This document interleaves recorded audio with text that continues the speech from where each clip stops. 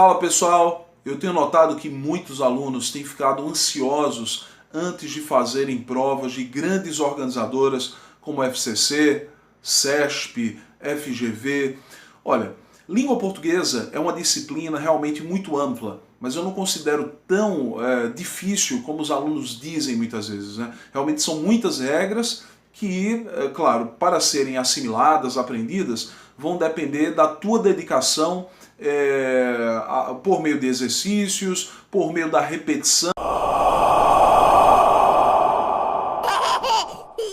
Existem pontos bem críticos em língua portuguesa, né, como regência, né? Regência você tem que decorar, né? Muitos alunos ficam perguntando como é que a gente faz para aprender regência. Bom, regência você tem que decorar, né? Olha, verbo assistir. O que é que eu vou decorar a respeito do verbo assistir? Eu tenho que saber que o verbo assistir, com o significado de ver, por exemplo, ele tem que pedir preposição. Ele é um verbo transitivo indireto. Mas eu já sei que o verbo assistir, com o significado de ajudar, não pede preposição. É um verbo transitivo direto. Já o verbo assistir, com o significado de pertencer, quando eu digo o direito à educação assiste ao povo, o verbo assistir volta a ser um verbo transitivo indireto. Então, são esses detalhes que o aluno tem que aprender a decorar e não aprender a assimilar, né? Porque isso é decoreba. Quer dizer que língua portuguesa 100% é decoreba? Claro que não, né?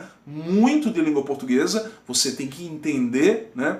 Apreender e aprender também, né? Não só apreender, mas também aprender.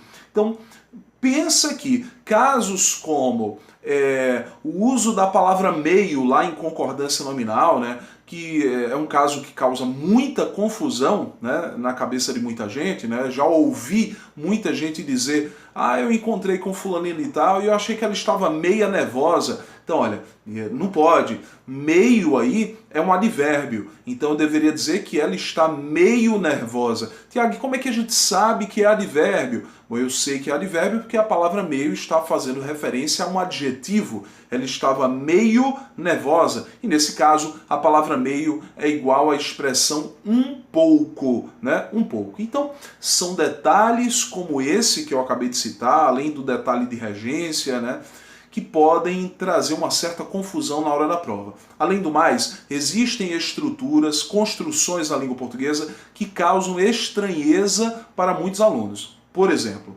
há um caso em concordância verbal em que o segundo verbo de uma locução verbal pode ser levado ao plural. Olha, quando a gente estuda concordância verbal, o primeiro ponto que a gente trabalha em locução verbal, o que é locução verbal?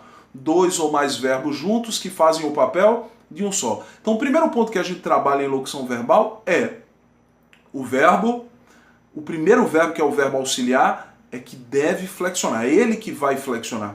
Mas quando esse primeiro verbo é representado pelo verbo parecer, esse verbo parecer pode jogar a flexão para o verbo principal. E aí o verbo principal pode ir ao plural. Então, exemplo, os alunos parecem gostar da aula. Os alunos parecem gostar da aula, correto. Mas eu também posso dizer que os alunos parecem gostarem da aula. Os alunos parecem gostarem da aula, né? E aí, Tiago, pode isso mesmo? Mas é muito feio. Pelo fato de ser uma construção diferente, vamos dizer, e para alguns uma construção feia, isso pode gerar confusão na hora da prova e, claro, pode fazer com que o aluno erre. Então, olha, minha dica de hoje é: resolva exercício. Quanto mais exercício você fizer de qualquer assunto, quanto mais você repetir aquele assunto, mais você vai aprender língua portuguesa e vai decorar os casos que são fundamentais para provas da FCC, do CESP, da FGV, da Sesgran Rio, da UPE, de qualquer grande organizadora que traga aí uma certa dificuldade para você no concurso público. Tudo bem? Então essa é a dica de hoje. Eu aguardo você no próximo encontro. Não esquece de dar o teu like, de apertar o sininho para receber notificações, de fazer o teu comentário e principalmente de compartilhar esse meu vídeo, tá certo? Então, até a próxima. Tchau, tchau.